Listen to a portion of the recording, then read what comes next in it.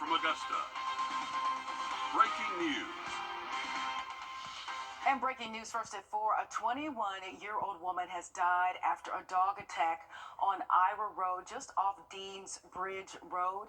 Richmond County officials say Samara Rogers was walking on the road when she was attacked by two dogs. Officials say she died at the scene and an autopsy has been scheduled. Animal control was called and they brought two large dogs from a house on Ira Road. We're continuing to learn more and we will bring you any new information as soon as we receive it. Also breaking first at 4, Natravian Landry, the man accused of shooting Sergeant Andre Stewart at Fort Eisenhower over the weekend, has been ordered to remain in federal custody. Landry is charged with murder and is scheduled to appear in court again for a preliminary hearing. That will be on December 23rd. And Luigi Mangione, the suspect in the murder of United Healthcare CEO, say good afternoon to you. I'm Courtney Hicks. I'm going to toss it on over to First Alert meteorologist Emily Acton today. Hey, Courtney. Yeah, we're tracking some warmer temperatures, but with that, we're starting to see some cloud cover move in and rainfall for our area. Right now, sitting at 71, those winds coming from the south-southwest at about 10 miles per hour for us. So still feeling pretty muggy outdoors for our afternoon in those 70s, but we're tracking rainfall. You can see we're starting to see those pop-up showers move in ahead of this front that's going to be pushing through with some heavier rainfall. That's quite not going to make it to us, so we're just seeing these pop-up showers as we go throughout our evening or afternoon and evening for us. So just be aware, hey, you might see a quick downpour for our area. Only a few of these have tracks some lightning along with it in our area, but overall, just looking like some heavy rainfall at times. And again, we're going to be tracking this as we go throughout the rest of our evening, Courtney. All right, thank you so much, Emily. In just under 30 minutes, Augusta leaders will meet to discuss extending the city's garbage contract by 90 days. Leaders have failed to vote on the extension for the past few meetings, and the current contract expires on January 1st. Some leaders are proposing an increase for residents to pay each month to support other city services. Your Sydney Hood will have more on News 12 at 6. Georgia Emergency Management is launching its first temporary shelter program for Hurricane Helene survivors. Hearts, Georgia will help provide temporary shelter for those with damaged or destroyed homes from the storm for the 61 counties that qualify for FEMA's public assistance.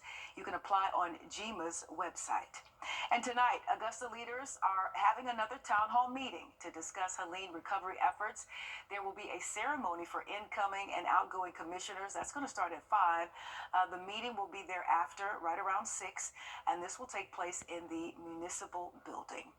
And to North Augusta, where officials say homeowners need to move their storm debris to the road in the correct way before January 5th.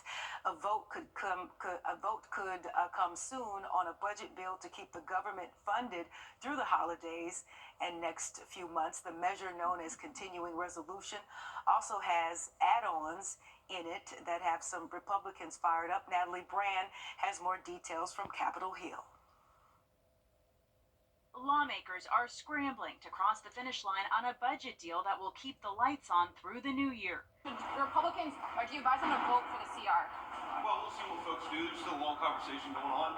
The more than 1,500-page bill would keep government funding levels steady through mid-March. Instead of doing, Chuck Schumer and Biden spending for 2025, we pushed this decision into March. But House Speaker Mike Johnson is facing pushback from some conservative members of his party over the last-minute release of the massive bill and what's been added to it, including more than $100 billion in disaster aid, $10 billion in economic assistance for farmers, and a commitment from the federal government to pay for the rebuilding of Baltimore's Francis Scott Key Bridge, which collapsed in March. We have Republicans who are incredibly excited about DOGE, and they're going to then spend a ton of money, and then 30 days later say that they're fighting to cut the money that they just spent. Elon Musk, who President-elect Donald Trump has tapped to lead the Department of Government Efficiency, took aim at the legislation on his platform X, calling it pork. As with the last few stopgap measures to avoid a shutdown, Speaker Johnson will need Democratic support in the House and sign-off from the Democratic-led Senate. Bipartisan cooperation must lead the way.